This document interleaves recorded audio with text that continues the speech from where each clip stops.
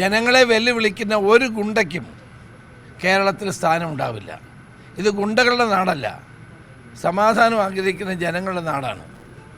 ഇവിടെ എല്ലാ സിസ്റ്റത്തെയും വെല്ലുവിളിക്കുന്ന ഗുണ്ടയ്ക്ക് ഇതാണ് അനുഭവമെന്ന് കരുതുക. ഇത് മാത്രമല്ല, കേരളത്തിലെ എല്ലാ ഗുണ്ടകളെയും നിലയ്ക്ക് നിർത്താൻ ഈ ഗവൺമെൻറ് പ്രതിജ്ഞാബദ്ധമാണ്. ജനങ്ങളുടെ സമാധാന ജീവിതം ഉറപ്പുവരുത്തുക എന്നാണ് ലക്ഷ്യം. ഇന്നലെ മുതൽ ആരംഭിച്ചു കഴിഞ്ഞു. നൊട്ടോറിയസ് ആയിട്ടുള്ള ഗുണ്ടകളും സാമൂഹ്യ വിരുദ്ധന്മാരും ജനങ്ങളുടെ സ്വൈര്യ ജീവിതത്തെ തകർക്കാൻ ശ്രമിക്കുകയാണെങ്കിൽ ശക്തമായ നടപടി ഉണ്ടാകും.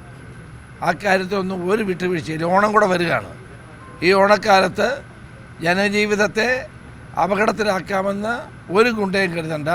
പോലീസ് സ്റ്റേഷൻ കേന്ദ്രീകരിച്ചുകൊണ്ടുള്ള അവരുടെ ലിസ്റ്റുണ്ട്, എല്ലാ പോലീസ് സ്റ്റേഷനിൽ ലിസ്റ്റുണ്ട്. ഹിസ്റ്ററി ഷീറ്റേഴ്സ്, ഗുണ്ടകൾ, സാമൂഹ്യ വിരുദ്ധന്മാർ, കാപ്പ കേസ് പ്രതികൾ, ഇവരെല്ലാം പോലീസ് കർശനമായ അവരുടെ നിരീക്ഷണത്തിലാണ്.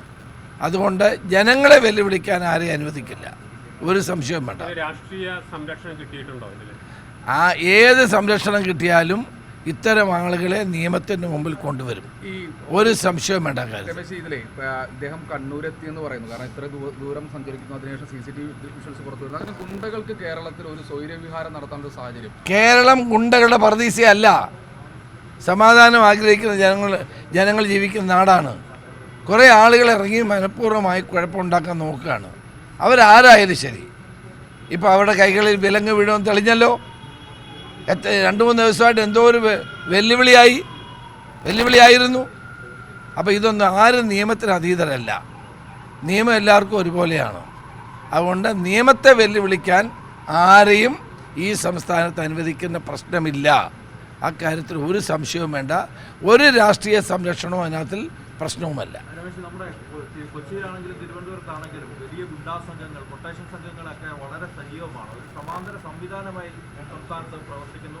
ചില കാര്യങ്ങളുടെ നിയന്ത്രണം ഏറ്റെടുക്കുന്നു. ഏതായാലും ഞങ്ങൾ വന്നിട്ട് 2 മാസമേ ആയിട്ടുള്ളൂ. ഞങ്ങളാരും അവരെ വളർത്തിയിട്ടില്ല.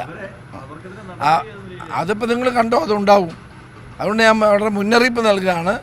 ജനങ്ങളുടെ ജീവിതത്തിന് വെല്ലുവിളി ഉയർത്തുന്ന ഒരു കൊട്ടേഷൻ സംഘത്തെയും ഗുണ്ടാ സംഘത്തെയും വെച്ചു പൊറപ്പിക്കില്ല, അവരെ നിയമത്തിന് മുമ്പിൽ കൊണ്ടുവരും. ഒരു കാര്യം കൂടി, ഈ വന്ദേ മാതരം പൂർണ്ണമായിട്ട് പാടാൻ ഒരു കാര്യം പറയുമ്പോഴാണ് എനിക്ക് അവർ തന്നെ മുൻ മുഖ്യമന്ത്രി തന്നെ അർജുൻ ആയങ്കിയെ തള്ളി പറഞ്ഞു, MV ജയരാജൻ തള്ളി പറഞ്ഞു. അവരാരും അവരോടൊപ്പം ഇല്ല എന്ന് തെളിഞ്ഞല്ലോ. പിന്നെ എന്തിനാണ് അന്വേഷിക്കേണ്ട കാര്യം? ഇങ്ങനെയുള്ള ആളുകളെ ആർക്കും സംരക്ഷിക്കാൻ കഴിയില്ല. ഇവരൊക്കെ വലിയ തോതിലുള്ള സാമ്പത്തിക നേട്ടങ്ങൾക്ക് വേണ്ടി ഇത്തരം പ്രവർത്തനങ്ങളിൽ ഏർപ്പെടുന്ന ആളുകളാണ്. അവരെയൊന്നും ആരും സംരക്ഷിക്കുമെന്ന് ഞാൻ കരുതുന്നില്ല. കേരളം അത്തരൊരു നാടല്ല. ഗുണ്ടകളെ പോറ്റി വളർത്തുന്ന, ഗുണ്ടകൾ മാത്രമല്ല, ഗുണ്ടകളെ പോറ്റി വളർത്തുന്ന ആളുകളെയും നിയമത്തിന് മുമ്പിൽ കൊണ്ടുവരും, ഒരു സംശയവും വേണ്ട. നിയമപരമായി സ്വീകരിക്കാവുന്ന എല്ലാ നടപടികളും സ്വീകരിക്കും. അങ്ങനെ ജനജീവിതത്തെ വെല്ലുവിളിക്കുന്ന ഒരു സാമൂഹ്യ വിരുദ്ധനെയും ഗുണ്ടയെയും കേരളത്തിൽ സ്വൈരവിഹാരം നടത്താൻ അനുവദിക്കില്ല. ആ കാര്യത്തിൽ വളരെ ശക്തമാണ് നിലപാട്. ഓപ്പറേഷൻ തൂഫാൻ നന്നായി പോകുന്നുണ്ട്. അതിനപ്പുറത്തേക്ക് ഓണക്കാലത്തെ ഒരു ഇടപെടൽ അത് എത്തരത്തിലായിരിക്കും ഉണ്ടാവുക? ഓണക്കാലത്ത് ശക്തമായ നടപടിയുമായിട്ടാണ് മുന്നോട്ട് പോകുന്നത്. പ്രത്യേകമായ നിർദ്ദേശം നൽകിയിട്ടുണ്ട്. സാമൂഹ്യ വിരുദ്ധന്മാർ, ഗുണ്ടകൾ, ഗ്യാങ്ങുകൾ, അതോടൊപ്പം തന്നെ മയക്കുമരുന്ന് മാഫിയകൾ, അവരെ കർശനമായി നിരീക്ഷിക്കാനും നടപടി സ്വീകരിക്കാനും നിർദ്ദേശം നൽകിയിട്ടുണ്ട്. ഇനി ഞാൻ നേരത്തെ ചോദിച്ച കാര്യത്തിലേക്ക്, വന്ദേമാതരവുമായി ബന്ധപ്പെട്ട വിഷയത്തിൽ